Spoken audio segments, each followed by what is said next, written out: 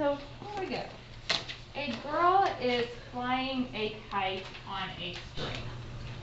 The kite is 120 feet above the ground, and the wind is blowing the kite horizontally away from her at 6 feet per second.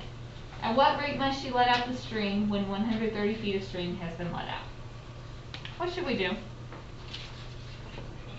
Draw a picture, okay? It's really hard to know where to start without some kind of visual here. So we have a girl. Okay, she's flying a kite.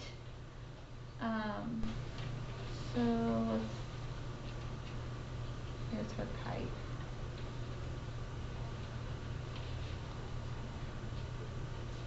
Okay. So we know, is the amount of string she let out, is that constant or is that changing? Changing. So we can't give it a number yet. What is constant in this? The height. I've told you the height, or the kite, is 120 feet above the ground, and that's not changing because it says the wind is blowing the kite horizontally. So it's not going higher, it's just going out. So the kite's going this way, so I could go ahead and say this is 120. And then we have a right triangle here. We need variables for the things we don't know, so I'm going to call these x being the horizontal distance the kite has traveled, that's changing, and y being the amount of string. And you could flip those variables, I don't care, you just have to have it labeled so I know what's what. That is the other thing, if you don't draw a picture, then you have to tell me in words what x and y are. Because if I just look and your first step was an equation with an x and a y and you haven't defined it anywhere, I will take off. So please draw that picture. Writing down what we know. The wind's blowing the kite horizontally away from her at 6 feet per second. Anytime it's a rate, we know that is a derivative. Okay, that's the horizontal. So is it the derivative of x or y? X. So my dx dt equals 6. At what rate must she let out the stream? What is that? Dy dt. That's what we're trying to find.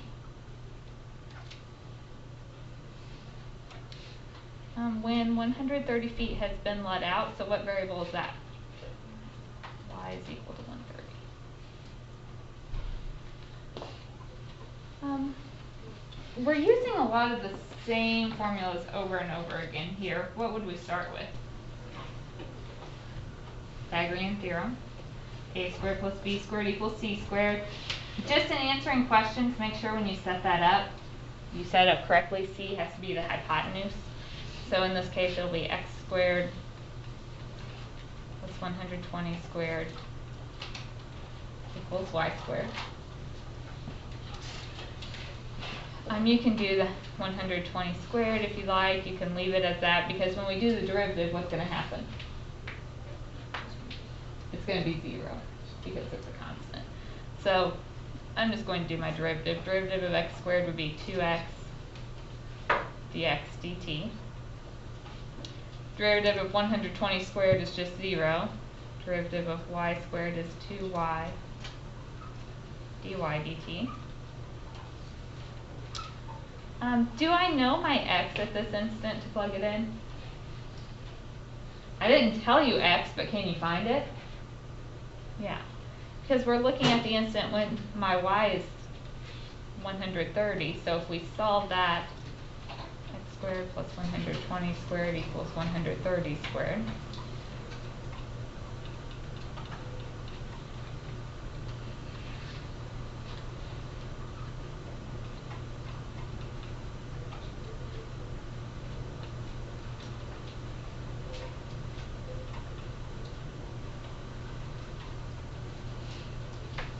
Get our x to be 50.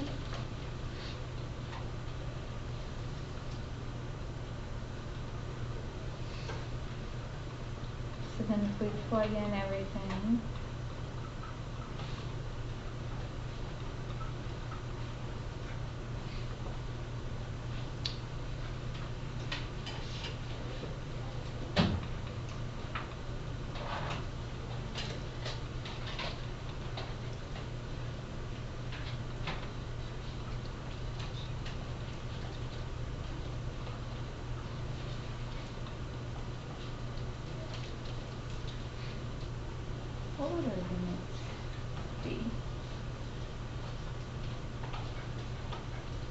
y was measured in feet, t was measured in seconds. So I get 30 over 13, or if you could give me a decimal if you wanted.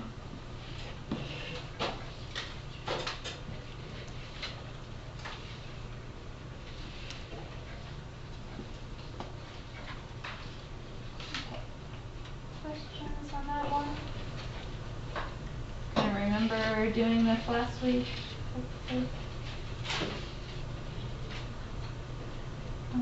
What I would like for you to do is look at the last example on here.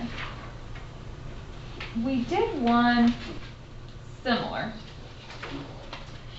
on Friday as a notes example, and there is one on the homework that's almost identical to the one on your paper right now. I added an extra spin on this from the example we did Friday. So take a few minutes, read that, see if you can draw and label a picture for me.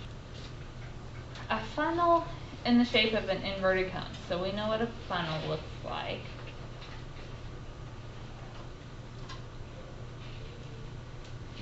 Okay. Is 30 centimeters deep, so the height of this thing is 30. The diameter is 20. That's all the way across. Diameter goes completely across. And that's just at the top, right? So it's going to get smaller as you go down the cone. Liquid is being poured in at a constant rate and is flowing out of the funnel at a rate of 12 cubic centimeters per second. So we have two things going on. We are pouring something in and it's leaking out at the same time.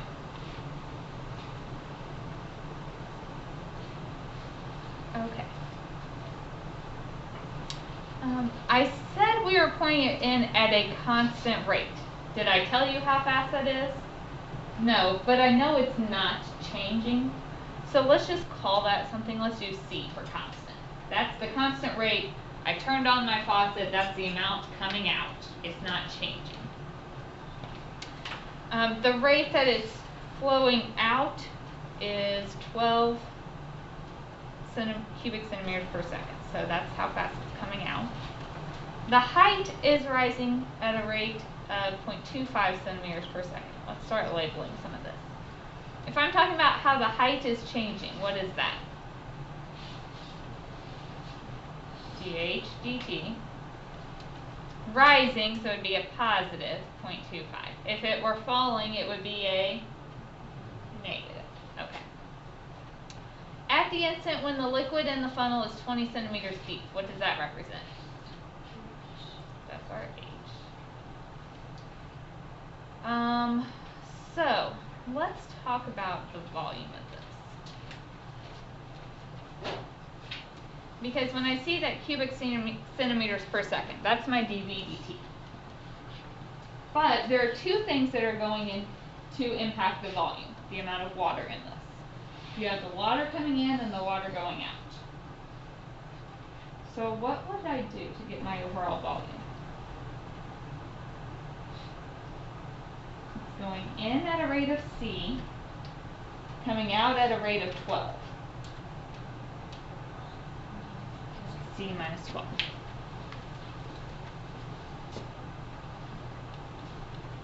The rate is coming in minus the rate is going out. Okay, volume of a cone, we did this on Friday. Volume of a cone was what?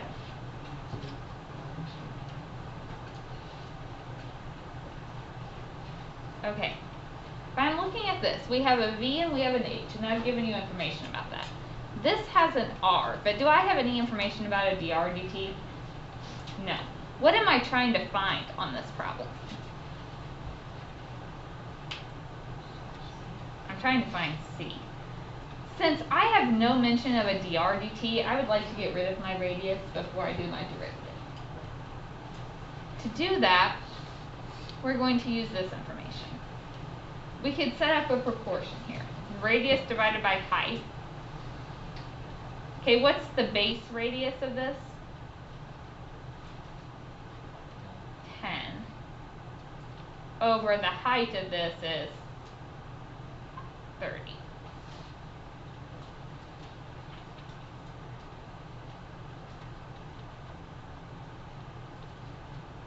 So if I divide by my 30, I get h over 3, or my radius is 1/3 of my height.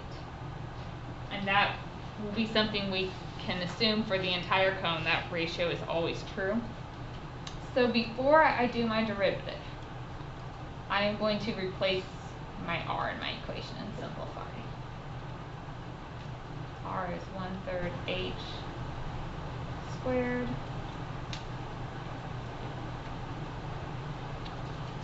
if I clean this up, 1/3 times pi, I'm just going to write that as pi over 3. 1/3 squared is 1/9 h squared times h. My volume becomes pi over 27 h to the 3rd.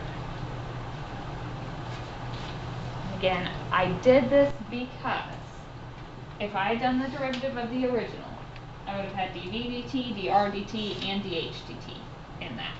And I gave you absolutely zero information about the dr dt. So I had to do something different.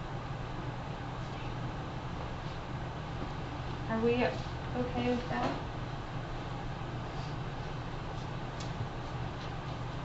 Alright, so now we can do our derivative. Derivative of v is dv dt. 3 comes down, so 3 pi over 27 simplifies to pi over 9 h squared. Derivative of h is dh dt. Plug in what we know. dv dt was c minus 12. The h at that instant was 20. And dh dt is 0.25. To get my c by itself, we'll have to add over our 12, right? So this 20 squared is 400 times 0.25 would be 100 pi over 9. You can add your 12. Obviously, if you guys have a calculator, you can plug that in and get a decimal, or you can leave it like this. I don't care.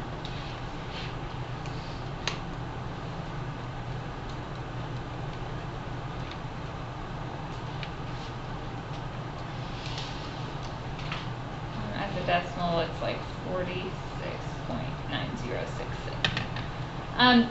Units, C was the rate the water was coming in, so it is talking about your dV dt, so it would be cubic centimeters per second. So that's how fast the water is coming into the pump.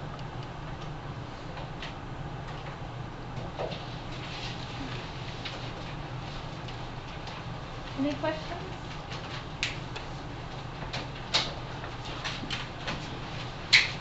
Okay, so here is our game plan for the next few days. You already have 6 problems. I've given you 3 the last 2 days. So if those are not done, you need to finish those. Then I'm adding the day 3 problems. There's 6 of those, so that's 12 total problems for this section. I would like for these to be done Wednesday. So tomorrow you will have class time as well. So you've got the rest of the day today. Tomorrow, I'm probably going to go ahead and give you a review handout as you finish this homework.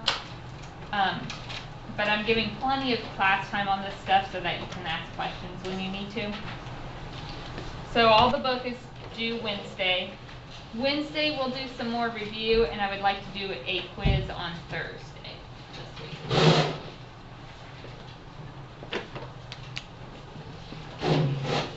And you will be getting a review handout between now and then.